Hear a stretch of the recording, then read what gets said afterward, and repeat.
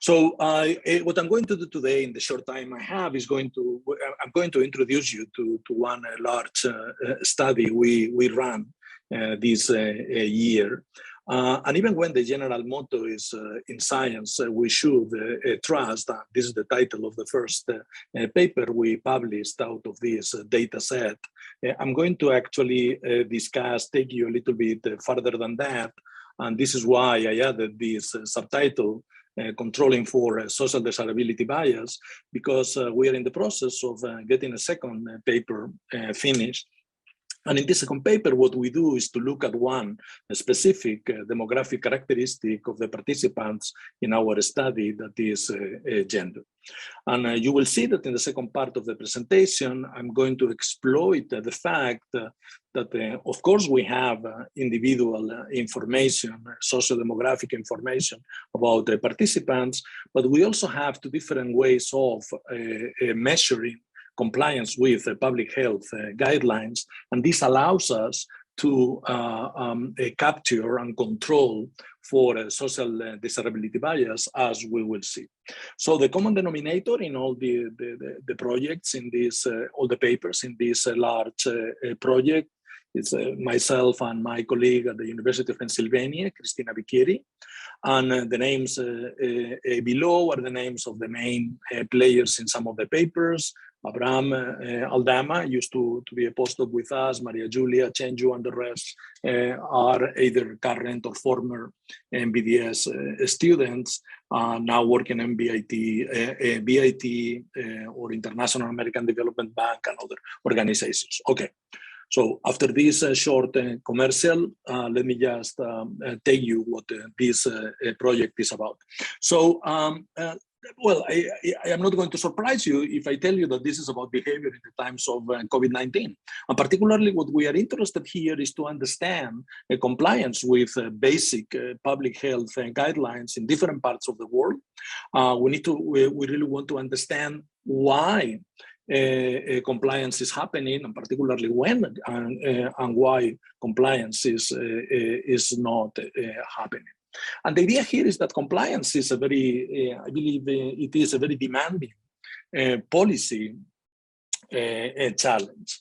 Why? Well, because if you think about the policies implemented, and again, you are all familiar with these policies and the reaction we have seen in many parts of the world, including Europe and the US, is maybe associated with the fact that some of the policy measures implemented by governments, because it is one of the few things they could do, or they can still do, were quite strict from a behavioral point of view.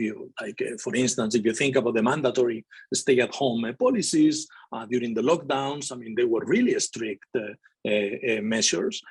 Some others, I mean, for some, at the very least, like a mask wearing or keeping the social distancing or following some practices may also be perceived as too strict. But of course, the logic behind these policy measures and recommendations was very simple. It was the only way to limit the spread of the disease.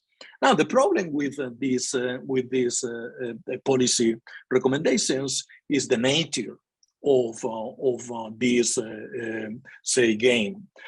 To us, this is a massive social dilemma. Why a social dilemma? Well, social dilemma, you could call it a public good game if you are an economist rather than a social psychologist, and I am an economist by training. Well, a social dilemma is basically a situation in which the individual incentives and the public good or the collective optimal, they go in different directions. What is good for you, it is not good for the group. But because this is because of the scale of this social dilemma, of course, I mean, you can think about ways of solving or facilitating a reasonable solution for social dilemmas of a different scale. But at this scale, the only thing governments can do is to rely on voluntary compliance. And that's basically the main issue here. By voluntary, I mean that it is very difficult to think of enforcing individuals one by one, thousands of millions of individuals in the planet, to wear masks or to stay at home when needed or to keep some social distancing. Okay, that's basically our starting point. So we consider this project as a way to understand behavior in large-scale social dilemmas like the pandemic and like the compliance with public health recommendations.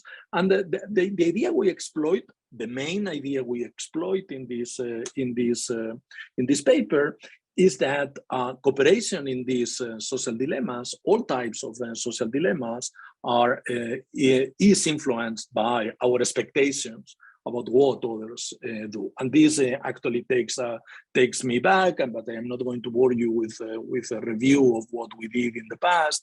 It takes me to some of my work on conditional behavior in social dilemmas, or the social norm theory developed by Cristina Bicchieri and others, in which basically the existence of a social norm defined as a combination of empirical and normative expectations may actually explain and trigger very different levels of compliance in this case.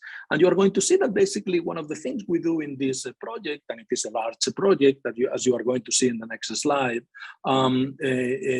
has to do with the exogenous manipulation of empirical and normative expectations in a large-scale vignette experiment we ran in 9 countries.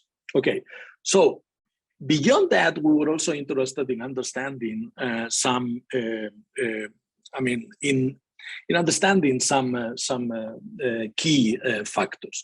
And in the first paper, what we did was to look at the role played by trust in different groups. You will see that in this project, we very carefully measured trust in different reference groups. And let me give you one very basic example about why trust in different groups may matter. And the example comes from a former US president, and this comes from, this is Washington Post end of July this year, and it is the news about Trump retweeting a video with claims in which one doctor said that demons caused illnesses. And we believe that this type of communication from governments, from the president of the US in this case, may actually trigger 2 different effects. It may actually reinforce, but maybe most likely from, my perspective at least, may actually decrease the trust you have or an individual has in a government. Maybe if the individual is considering whether or not to comply with the public health guidelines coming from a government, and the government, the person in charge is actually retweeting, dubious pieces of information with weird claims, I am maybe going to decrease. Let me say that this is maybe just a conjecture, but I may actually decrease my trust in the government and my trust in the recommendations coming from any government agency. But at the same time, these type of messages may generate a secondary effect. It is not about how the message is changing the way I trust the government. It is also that these type of message coming from the government may actually decrease or may change, at the very least, the level of trust I have in the message itself.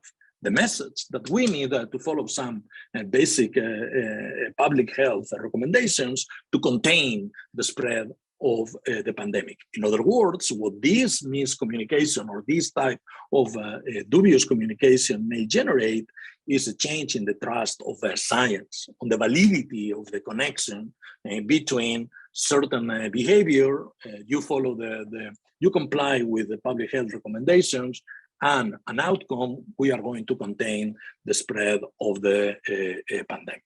Okay.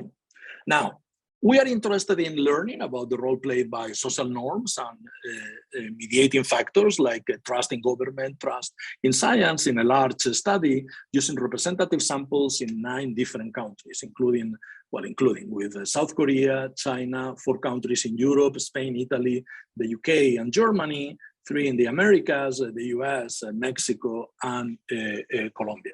And you can tell that we got around 1,300 observations per country. This was a survey run online using panel members in each country with very good balance in terms of age, income, and gender, with one exception, that's China, but that's, I mean, China income, but that's something that I may discuss with you if you're interested by the end of the talk. Interestingly, this project is not only does not only generate a large data set, it also generates a deep data set. Why? Well, because we collect information about demographics, and I'm going to go back to one specific demographic factor by the end of today's talk. We also collect exposure and attitudes to the coronavirus, and I'm not going to talk much about this today.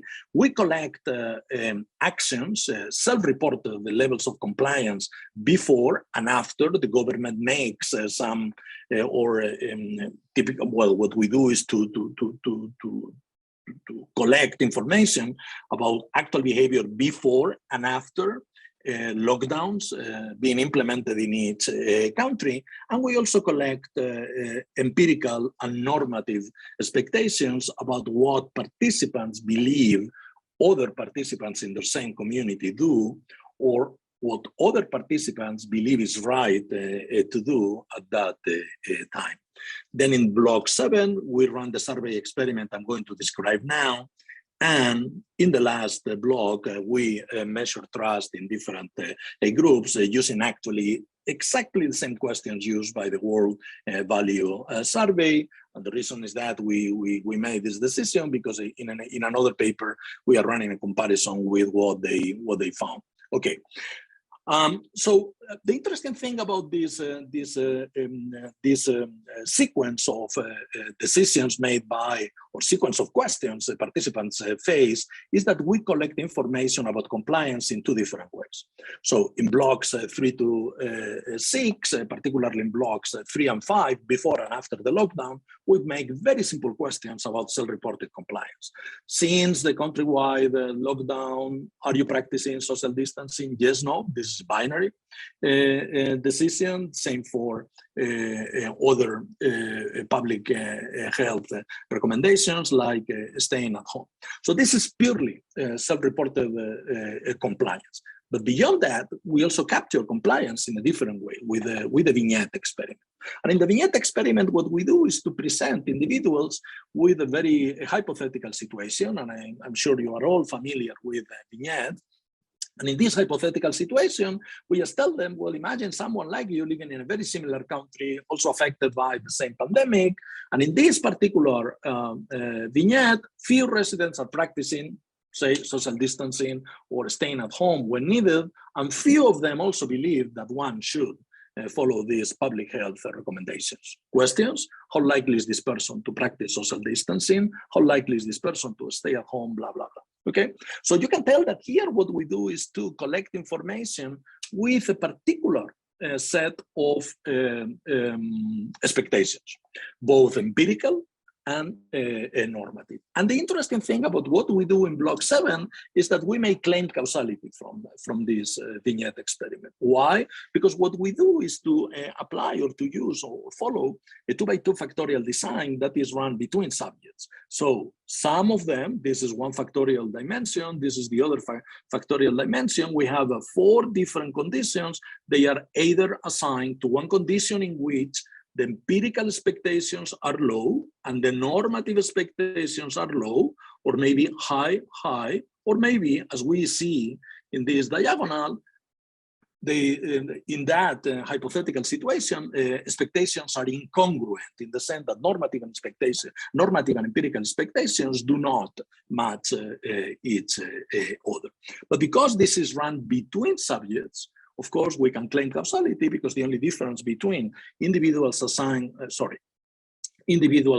to one condition or the other is precisely this information. Okay. Now, what do we find? And let me very briefly present our findings. Well, the first finding is that expectations matter a lot, no matter how we control them. What you are seeing here is something very basic. I'm just plotting the average level of compliance with public health guidelines in the vignette experiment. This is one public health recommendation, social distance. Do you practice social distance or not? Well, how likely it is to someone in this hypothetical situation will practice social distance? And we can see that when expectations are high, the social norm is strong, or when expectations are low, the social norm is weak, the level of compliance is not only significantly different in every country, but also substantially different there. Interestingly, we have run many robustness checks, and actually we can do something very simple. We can say, well, rather than looking at the exogenously imposed expectations, we can divide individuals by, because we collect this information too, by their endogenous, empirical, and normative expectations. So individuals holding high empirical and normative expectations comply, self-reporting whether or not they follow the public health and guidelines and recommendations. They self-report levels of compliance that are always way above and significantly above the level of compliance of those individuals with endogenous low expectations, okay? Now, the interesting thing is that we collect information about trust in different groups. And let me show you one picture, what we found regarding trust in government, trust in science, going back to the example I shared with you about President Trump, former President Trump retweet.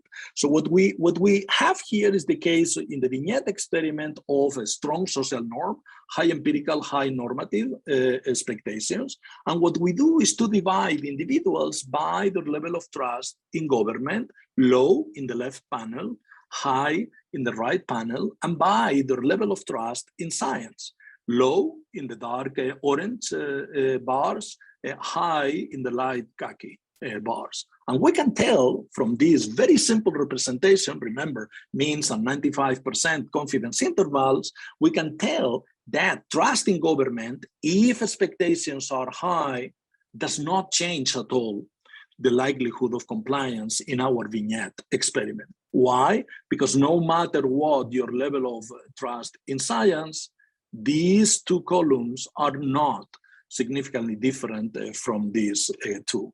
Those holding low level of trust, those holding high level of trust in government, comply exactly the same.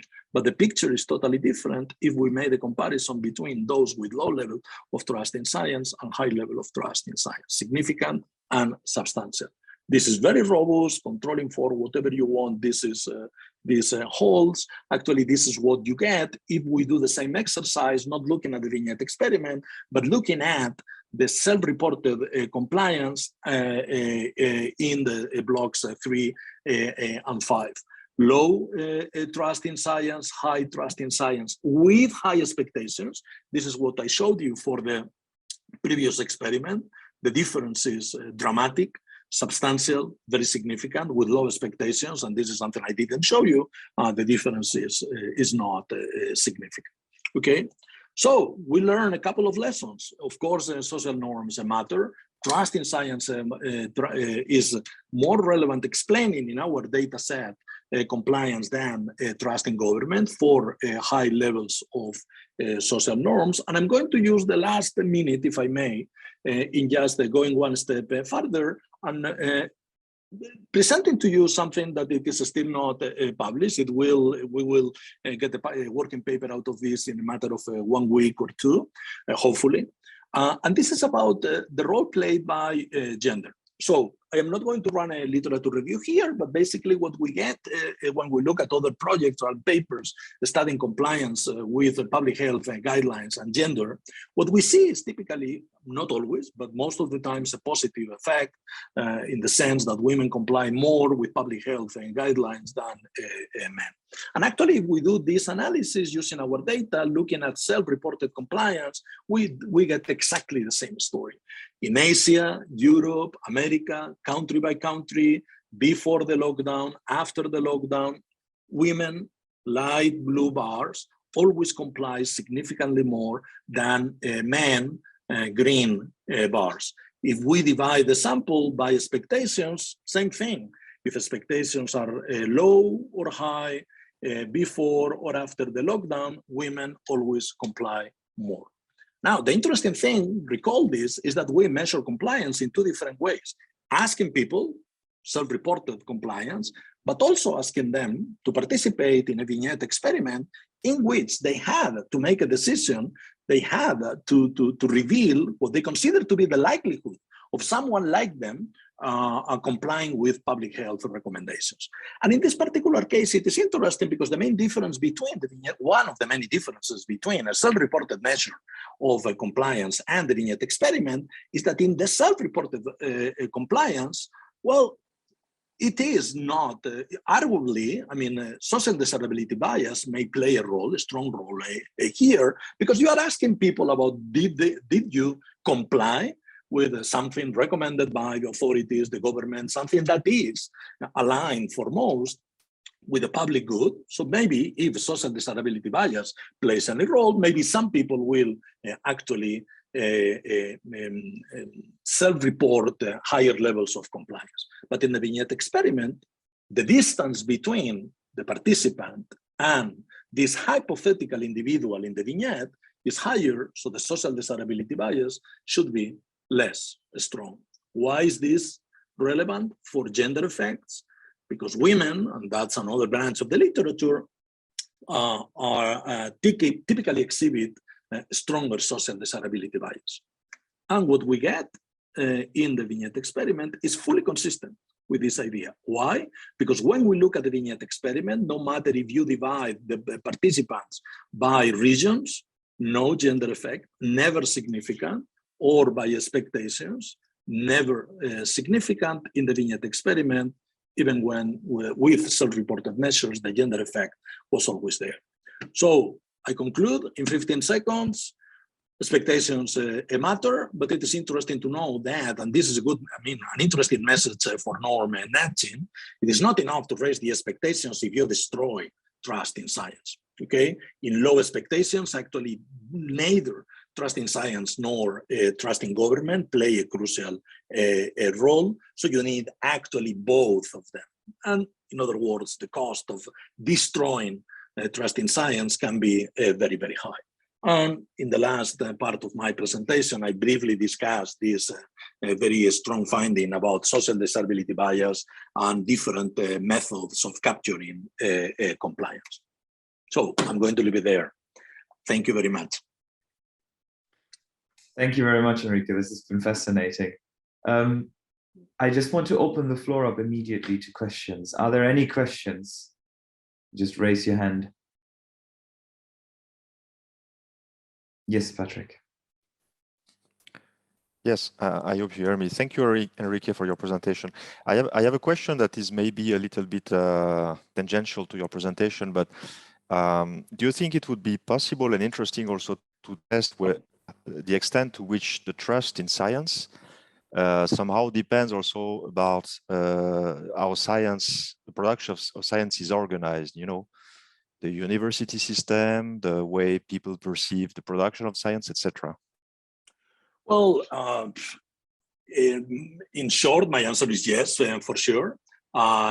From our data set, what we can do, but I don't have this graph, I don't believe it is hidden. No, it is not even hidden. So I don't have this graph, this figure here. What we can tell is that because science systems in different countries, of course, are very different. We only have 9 observations, 9 countries in the study. But because science is, has different status, and the scientific production in maybe Mexico or Colombia is not comparable to the US or, I don't know, or Germany. Something we do is to look at whether or not trust in science correlates with compliance at the country level. Okay, this is a little bit tricky because in a sense what we are doing is just pulling data, and what we can tell is that in countries where trust in science is very, very high in absolute terms, because I mean in the paper what we do is to compare trust in science in absolute and relative terms within the country at the global level and so on. But when you just look at countries as units of observation, definitely the more a country trusts in science, the higher levels of compliance with public health guidelines has. Of course, this information is not enough to validate the clear yes. I mean, my answer to you, I believe there is a connection, but it suggests, of course, that even these, I mean, you can think of countries with high or low levels of trust in science, and then you get basically the same phenomenon I just showed to you today. Now, going further than that, and thinking about not only maybe high investment measured maybe by the GDP share invested in science, going beyond that and thinking about how science is structured or how science is produced in different countries, I don't have a strong views about. I don't have a good answer to that. Maybe follow-up question. Yeah, just to give a hint, I mean, there seems to be the case that controversy, people react very differently to controversy. Some people would say, you know, it's bad. It means that science is worth nothing, or you have people saying, on the contrary, you know, it's very reassuring that people are. I mean, you know, scientists are debating and so on and so on. Yeah. Oh, that's yes. I mean, I would be very much interested in getting to data, exploring this question. I also believe controversy here. I mean, how controversy is perceived in societies could be very much related with the idea that those with very strong religious beliefs tend to actually have to accept pieces of misinformation in typically without further questions. But this is a pure conjecture. I would be very much interested. I am not aware of any paper actually exploring this. If you are, please share it with me. Great, thank you. We had a comment from Aruna. Is this just a general comment, or did you want to raise a question as well? I was just generally commenting, but also, I mean, if I have a minute, then I can vocalize it. So basically, I see a lot of conjecture, which I can also use in my work.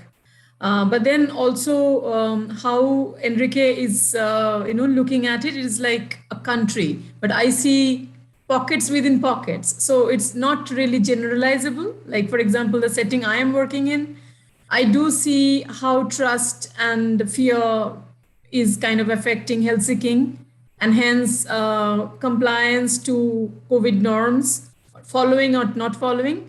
But then maybe Enrique is looking at a very a general level rather than the reasons of it, like the factors why people do what they do, that kind of a thing. So, but then I do see learnings from his work. That's what I was trying to say. Thank you. I completely agree with you, Aruna. And I actually, of course, the purpose of this project, this is a large project with more than, if I remember well, 13,000 participants. But still, with 13,000 participants, we cannot look at different social groups within its country. Now, out of a very different project, we are now starting to look at levels of relative trust in marginalized groups in the US. This could be probably more related to your work in Bangalore, and thank you for the reference. And there we are going to look at vaccine hesitancy and also compliance with public health guidelines, even when it is not the only focus of this large study. Thank you. Great, thank you. Now I know, I'm sorry, Simon, you've had to hold your arm up for a while now virtually. You're next. It's okay, it's not too tiring when it's virtual. Thank you, Enrique, for the very interesting and instructive talk. I was surprised to see the low level of impact of trust in government. because it seemed to me that the mistrust in government was really a powerful indicator of well, anyway. But so I wondered if you had tested if there was a correlation between trust in government and trust in science, or if the use of science by governments had an impact on how people saw science in general. Yes, I mean, in both cases, very interesting comments. The first one, yes, I mean, we were really surprised to see the very little impact of trust in government, and it is a very strong and robust result.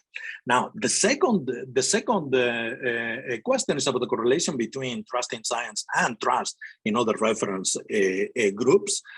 Well, now here the problem is that, yes, we run this and the correlation exists, but it is low. It is not as large as I, at the very least, expected. And surprisingly, it does not change much between countries. What we cannot do with this data set is to explore how, maybe building on your comment, how in different societies, the connection between government and science is different, and then maybe the connection, correlation, or the connection between what governments do and how societies trust science actually may explain how individuals comply with public health guidelines. We cannot explore that because we only have 9 observations. We only have 9 countries. And even when some of the countries we analyze in the study, like the US or China, are rather large, well, still the idea of trusting government in, I mean, again, this is a generalization, happens typically at the federal level in the US or at the country level in China. So it is very difficult to just consider these 2 countries as more than 1 observation, and we don't have enough participants. So yes, this is I believe this is another fascinating pathway to just follow up this work, but we need a different type of data set. And actually, the work we will be doing for Templeton Foundation explores this connection. The connection between trust in different levels of government, not only 1, but multiple levels of government, and then trust in science, trust in medical doctors, trust in the World Health Organization. Great, thank you. We've seen that Nick has actually shared a document, a paper, which might be the figure that we've been referring to earlier. So this is yes, perfect. Thank you. Yeah. Do we have any other questions or comments for Enrique at this time?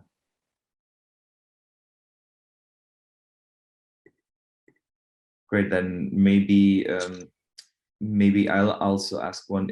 If the takeaway as well is that it's not enough to just raise expectations, but we also need to increase trust in science. I think this is a good one for us as well, right? Because this means for the government that we also need more trust in science, and ideally we need more support as well. Do you think there's a way of communicating this without saying that we find that we need to be trusted more? Is there a way that we can actually spin this positively for us? Well, my reading of this result is, is the opposite in a sense.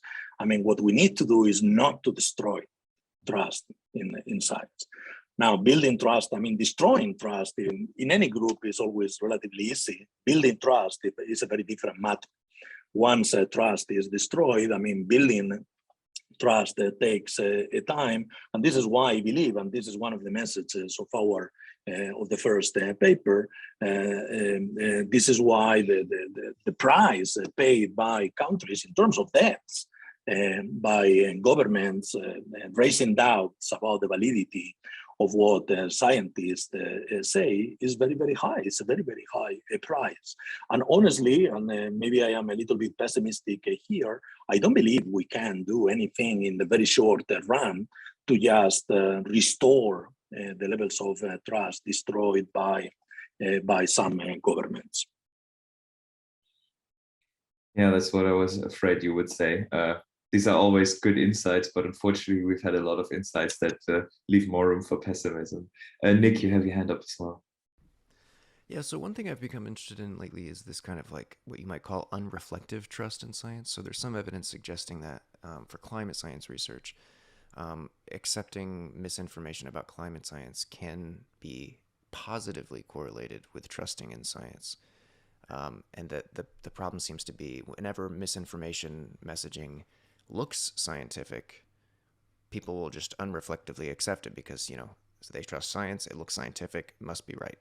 And I wonder if something like that could be, and maybe even is being weaponized, so to speak, in the COVID-19 pandemic in terms of various conspiracy theories and, you know, vaccination misinformation and things like that. I'm not sure if your data speaks to that, but I wonder if you have thoughts about that more generally. Well, certainly that's a very good comment. Certainly our data set does not have information because, I mean, we do not manipulate. I mean, we do not play with pieces of information. We just elicit the level of trust in different reference groups, but it is certainly a very valid point. Yeah, even when I am aware of this literature, but I am a little bit, I believe we need to be cautious with this interpretation because I believe it is not only about dressing misinformation as scientific. Well, if your level of trust and then probably plus your level of, say, literacy is scientific literacy is high enough, well, it is not enough. I mean, of course, whenever I read a headline, and I am really many times very upset with headlines, newspapers headlines, what I do is to go to the source. One study said, what is the source? I read the paper. Yes, but that's me. But even if you are not a scientific and you are not a scientist and you have some scientific background or training, well, you can distinguish between, I mean, one report coming from an obscure, I don't know, Kansas local newspaper or from Nature. So even when it is true that dressing misinformation as scientific may sometimes fool some individuals with relatively high levels of trust in science, I do not believe that this explains or drives the connection between trust in science and compliance in the particular setting I analyzed or we analyze in this paper.